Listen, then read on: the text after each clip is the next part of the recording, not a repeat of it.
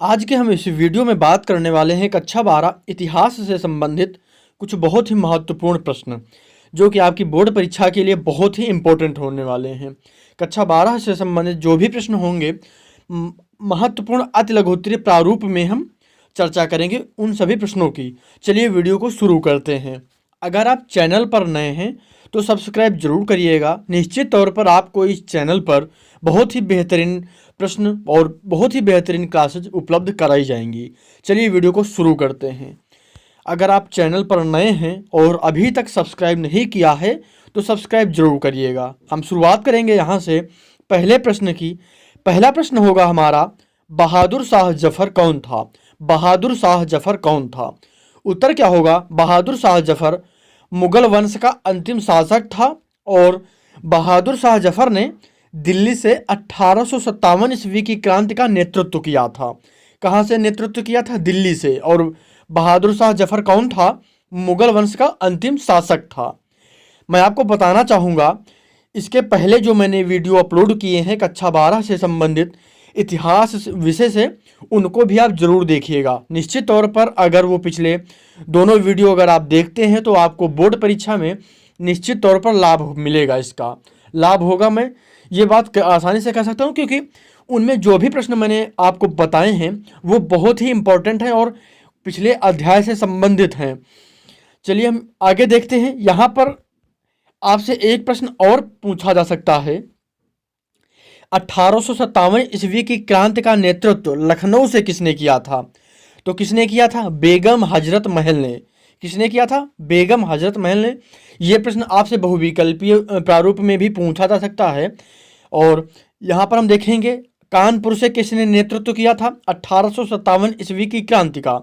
नाना साहब ने। और झांसी से रानी लक्ष्मीबाई जी ने नेतृत्व किया था 1857 ईस्वी की क्रांति को। 1857 ईस्वी की क्रांति। यहाँ से चार प्रश्न बनते हैं। पहला, बहादुर शाह जफर कौन था? मुगल वंश का अंतिम शासक। बहादुर शाह जफर ने 1857 ईस्वी की क्रांति का नेतृत्व कहाँ से किया था? दिल्ली से। और 1857 ईस्वी की क्रांति का नेतृत्व लखनऊ से किसने किया था? बेगम हजरत महल ने। कानपुर से किसने किया था? नाना साहब ने। और झांसी से किसने किया था? रानी लक्ष्मीबाई ने। हम आगे देखेंगे। अगला महत्वपूर्ण प्रश्न होगा, 1857 ईस्वी की क्रांति के दो प्रमुख कारण बताइए। और मैं आपको एक चीज़ और बता दूं, निश्चित तौर पर 1857 ईस्वी की क्रांति से संबंधित आपको बहुविकल्पीय, अति लघुत्तरीय, लघुत्तरीय और दीर्घोत्तरीय प्रश्नों में से कोई ना कोई प्रश्न निश्चित तौर पर देखने के लिए मिलेगा।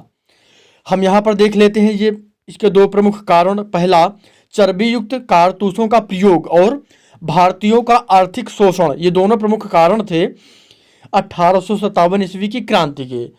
हुआ क्या था? चर्बी युक्त कारतूस, यहाँ पर जो वहाँ मेरठ छावनी में मंगल पांडे जो सैनिक थे, जब इन्हें पता चला कि जो कारतूस मुंह में निकालना पड़ता था, जो कारतूस थे उन्हें गन में लगाने के पहले, बंदूक में लगाने के पहले मुख से उनके बगल आगे जो एक खाल टाइप में होती थी उसे खोलना पड़ता था और वो मुंह से खोला जाता था। और उसमें जब पता चला कि चर्बी से युक्त है और उसमें मुख्यतः गाय और सूअर की चर्बी बताई जा रही थी, तब ये जो कारतूस का प्रयोग है, इसका जब प्रयोग समझ में आया, तब 1857 ईस्वी में मेरठ से जो कौन थे? मंगल पांडे, इन्होंने इसका विद्रोह किया और इसके खिलाफ आवाज़ उठाई। जब उन्होंने आवाज़ उठाई तो ये धीरे धीरे, जब इनके पक्ष में जो लोग थे इन्होंने भी आवाज़ उठाई, तो ये प्रमुख कारण बना 1857 ईस्वी की क्रांति का। और जो भारतीयों का आर्थिक शोषण था, यहाँ पर जो अंग्रेज थे, ये जो भारतीय सैनिक थे, इनकी लगातार बेइज्जती करते थे और इनका जो है आर्थिक शोषण करते थे। इनको वहाँ पर कोई विशेष इज्जत नहीं देते थे। हम यहाँ पर आगे देखेंगे, ये दोनों प्रमुख कारण हो जाएंगे 1857 ईस्वी की क्रांति के। हम आगे देखेंगे। अगला प्रश्न होगा, 1857 ईस्वी की क्रांति की असफलता के कारण बताइए। पहला उत्तर होगा, क्रांति का असंगठित स्वरूप, यानी क्रांति का असंगठित स्वरूप था। इसमें क्या हुआ था? अलग अलग जगह पर क्रांति जो है अलग अलग समय पर हुई और यहाँ पर सैन्य संसाधनों की कमी, यानी जो सैनिक थे उनके पास संसाधनों की पर्याप्त उपलब्धता नहीं थी। यहाँ पर क्या हो जाएगा, संगठन और योजना की कमी। सबसे बड़ी बात है कि उनके पास कोई विशेष संगठन नहीं था भारतीय सैनिकों के पास, इसी कारण से ये क्रांति जो है असफल हुई। और योजना की कमी, यानी उनकी जो योजना थी उसमें पूरी तरह से स्पष्ट नहीं थी, यानी जो उनकी योजना है सही तरीके से योजना नहीं बनी थी, इसलिए इसे योजना की कमी कहा जा सकता है। इसके अलावा उद्देश्य की स्पष्टता, अस्पष्टता क्या हो जाएगा, उद्देश्य की अस्पष्टता, यानी जो सैनिक थे विद्रोह तो कर रहे थे और लेकिन उनके पास कोई उद्देश्य जो है स्पष्ट नहीं था। और नेतृत्व का अभाव, उनके पास कुशल नेतृत्व का अभाव था। ये प्रमुख कारण थे असफलता के। हम यहाँ पर आगे देखेंगे। अगला प्रश्न क्या होगा, अवध का अंतिम नवाब कौन था? वाजिद अली शाह अवध का अंतिम नवाब था। अवध का अंतिम नवाब कौन था? वाजिद अली शाह। अगला प्रश्न होगा, खिलाफत आंदोलन से आप क्या समझते हैं? उत्तर क्या होगा, खिलाफत आंदोलन मोहम्मद अली और शौकत अली के नेतृत्व में तुर्की ऑटोमन साम्राज्य को लेकर एक आंदोलन था। यह प्रश्न आपसे पूछा जा सकता है। हम आगे देखेंगे। अगला प्रश्न होगा, महात्मा गांधी के राजनीतिक सफर की जानकारी कहां से मिलती है? आत्मकथा से, समाचार पत्र और गुप्त रिपोर्ट से। अगला प्रश्न होगा, भारत छोड़ो आंदोलन के दो प्रमुख कारण बताइए। दो प्रमुख कारण कौन से थे? पहला कारण था भारत छोड़ो आंदोलन भारतीयों का अंग्रेजी नीतियों के प्रति असंतोष का परिणाम था। दूसरा, द्वितीय विश्व युद्ध के कारण उत्पन्न आर्थिक संकट। ये दोनों प्रमुख कारण थे भारत छोड़ो आंदोलन के। हम आगे देखेंगे। अगला प्रश्न क्या होगा, भारतीय संविधान की 4 विशेषताएं। यहाँ से ये प्रश्न इंपॉर्टेंट है, आपसे पूछा जा सकता है। इसको आप चाहे तो स्क्रीनशॉट के रूप में रख सकते हैं। इसके अलावा आप चाहे तो इसको नोट डाउन भी कर सकते हैं। मैं जो भी क्लासेस आपको लगातार दे रहा हूँ आपकी बोर्ड परीक्षा के लिए बहुत ही इंपॉर्टेंट है। आप चाहें तो इसको बाद में चेक भी कर सकते हैं। इसके बाद जब आप परीक्षा में बैठेंगे तो निश्चित तौर पर आपको लाभ मिलेगा इसका।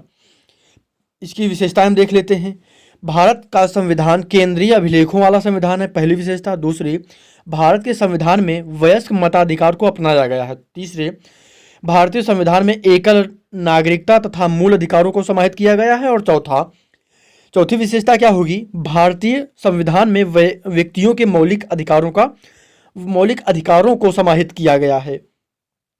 इन चारों विशेषताओं को आप याद रखेंगे। भारत का संविधान केंद्रीय अभिलेखों वाला संविधान है। दूसरी, भारत के संविधान में वयस्क मताधिकार को अपनाया गया है। भारतीय संविधान में एकल नागरिकता तथा मूल अधिकारों को समाहित किया गया है। और चौथी विशेषता है, भारतीय संविधान में व्यक्तियों के मौलिक अधिकारों को समाहित किया गया है।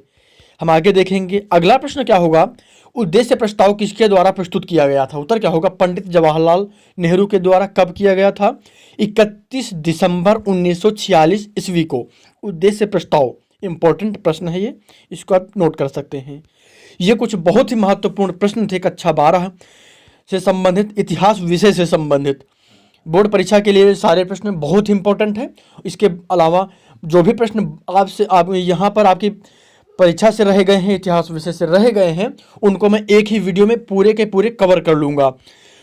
उम्मीद करता हूँ ये वीडियो आपको पसंद आया होगा। अगर वीडियो पसंद आया है तो चैनल को सब्सक्राइब करिएगा, वीडियो को लाइक करिएगा और अपने दोस्तों के साथ शेयर ज़रूर करिएगा।